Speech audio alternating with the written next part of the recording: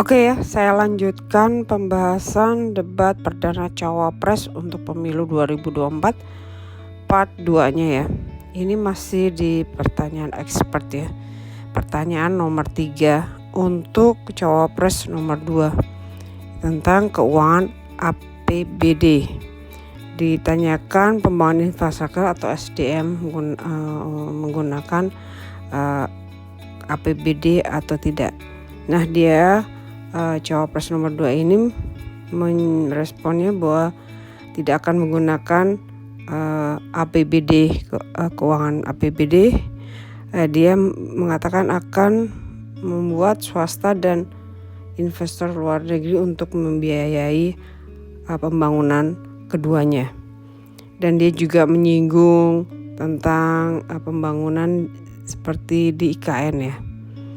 Kemudian juga dia menyinggung akan menaikkan rasio pajak. Kemudian cawapres nomor 3 itu meresponnya dengan membuat pertanyaan bahwa 2% dari APBN itu untuk pembangunan di IKN ya. Tapi dia bilang belum ada investor yang masuk.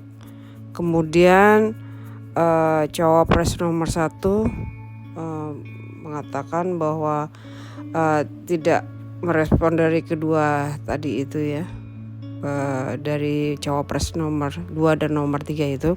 Dia hanya mengatakan bahwa IKN itu seharusnya kita bisa membaca prioritas, gimana pun juga skala besar proyek di IKN itu. Kemudian cawapres nomor 2 itu mengatakan bahwa seharusnya cawapres nomor 1 itu dulu kan pernah memotong tumpeng di IKN, kok sekarang setelah menjadi wakilnya Anies kok bisa berubah pikiran gitu loh. Dan dia juga mengatakan respon untuk cawapres nomor 3 itu di Google aja bahwa sudah ada banyak investor seperti Mayapada dan Agung Sedayu itu ada di IKN. Dan juga dia mengatakan wait and see, mungkin akan ada investor lain yang akan masuk di IKN setelah pemilu mungkin ya gitu loh. Oke. Kemudian kita lihat lagi ya. Pertanyaan nomor 4 dari expert juga ini dikhususkan untuk cawapres nomor 1 tentang perkotaan ya. Malah di situ cawapres nomor 1 mengatakan akan membangun 40 city yang baru seperti Jakarta lah levelnya itu, dan mempunyai lingkungan yang sehat. Kemudian cawapres nomor 2 meresponnya dengan ide baru ya. Kemudian cawapres nomor 3 mempunyai pertanyaan untuk cawapres nomor 1 itu. Apakah 40 city itu selevel Jakarta itu biayanya dari APBD atau APBN? Kemudian cawapres nomor 1 tidak bisa menjawabnya, kayaknya tidak clear gitu loh menurut saya ya. Kemudian pertanyaan nomor 5 dari expert tentang infrastruktur, di mana ditujukan untuk cawapres nomor 2 ya. Yang pertanyaannya adalah infrastruktur sosial seperti sanitasi dan air bersih, apa strateginya tanpa membebani pemerintah. Kemudian cawapres nomor 2 mengatakan akan melakukan kolaborasi dengan beberapa pihak, dan dia akan meningkatkan kehidupan ibu dan anak dengan akan membuat tempat tinggalnya itu juga bagus lah untuk itu. Kemudian adanya makan siang gratis dan susu ya kalau tidak salah sepertinya itu. Kemudian cawapres nomor 3 meresponnya itu belum terjawab pertanyaannya dari expert itu, apakah apa yang dimaksud dengan infrastruktur sosial di situ.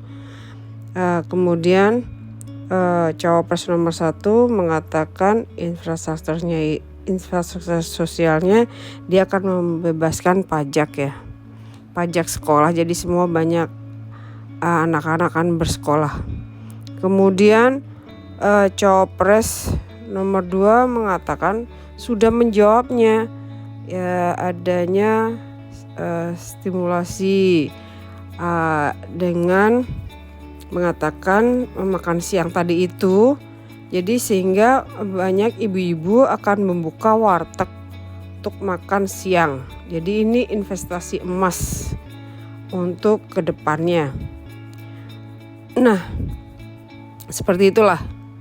Kemudian kita bahas ya pertanyaan yang terakhir dari expert itu nomor 6 ya, pertanyaan nomor 6 tentang perdagangan. Ini dikhususkan untuk cawapres nomor 3 ya.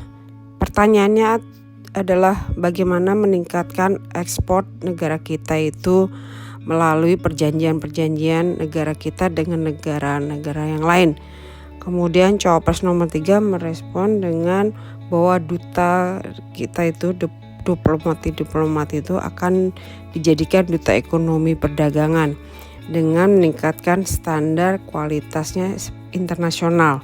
Kemudian cawapres nomor 1 meresponnya itu masih normatif dan diplomat kita itu masih selalu hubungannya masih politik, bukan seperti diplomat yang duta ekonomi itu.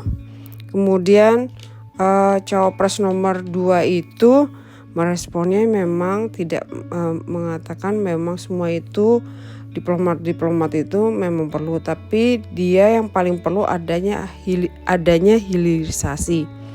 Kemudian cawapres nomor 3 menutup dan merespon semuanya itu dengan mengatakan bahwa hilirisasi sudah dilakukan dan nanti jika dia terpilih jadi wakil presiden, dia akan merekrut diplomat itu bukan dari partai politik. Oke, gitu aja ya pertanyaan dari expert. Kemudian saya akan mereviewnya dengan melakukan penilaian ya. Dimulai dengan pertanyaan expert pertama itu, saya mengatakan bahwa ketiga cawapres itu tidak ada nilainya karena sama semua, satu sama lain, tidak ada yang kuat dan tidak ada yang lemah, jadi saya kasih nilai 0. Kemudian di pertanyaan nomor 2, Gibran saya beri nilai 0, sedangkan Mahfud MD dan Caimin saya beri nilai minus. Karena apa? Karena Mahfud MD mempertanyakan sesuatu yang memang dia bagian dari Jokowi, kok tidak bisa tahu gitu loh. Malah dibilang berbelit-belit, harusnya dia tahu gitu loh. Kemudian Caimin saya beri nilai negatif karena dia introduce teori slepet itu, sedangkan itu kan teori baru gitu loh, belum tahu bagusannya di mana gitu loh. Kemudian pertanyaan ketiga, saya beri nilai Gibran itu positif ya, sedangkan Mahfud MD dan Caimin negatif lagi. Kenapa saya beri Gibran positif? Karena dia memberikan contoh IKN itu memang yang benar-benar 2% dari APBN, selebihnya itu investor asing dan swasta ya. Dan kemudian dia menohok dengan mengatakan bahwa Caimin pertamanya memberi potong tumpeng di IKN, itu juga bagus. Dan Caimin sekarang sudah tidak pro IKN lagi karena dia menjadi cawapresnya Anies. Dan Mahfud kenapa saya beri negatif? Karena Mahfud MD memberi kesan negatif soal IKN, di mana dia seharusnya bagian dari Jokowi gitu loh. itu sebenarnya pertanyaan itu bagusnya itu dari Caimin, bukan dari Mahfud MD. Sedangkan Caimin kurang menohok, kurang greget, kurang galak seperti Mahfud MD ya, pertanyaannya itu gitu loh. Jadi kelihatannya tuh Caimin itu pasif sekali dia itu. Kemudian pertanyaan keempat ya, saya beri nilai Gibran itu 0, Caimin itu negatif, sedangkan Mahfud MD positif. Kenapa Caimin saya beri nilai negatif? Karena dia mengintroduce 40 city baru, levelnya seperti Jakarta ya, dengan lingkungan yang sehat. Sedangkan Gibran itu dia hanya memberikan ide. Mahfud MD saya beri nilai positif karena dia memang bagus mengatakan ke Caimin itu tentang bagaimana cara membangun 40 city baru selevel Jakarta itu bagus sekali itu. Sekarang pertanyaan kelima dari expert itu, Mahfud MD saya beri nilai negatif,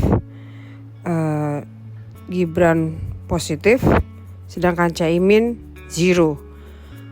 Karena apa?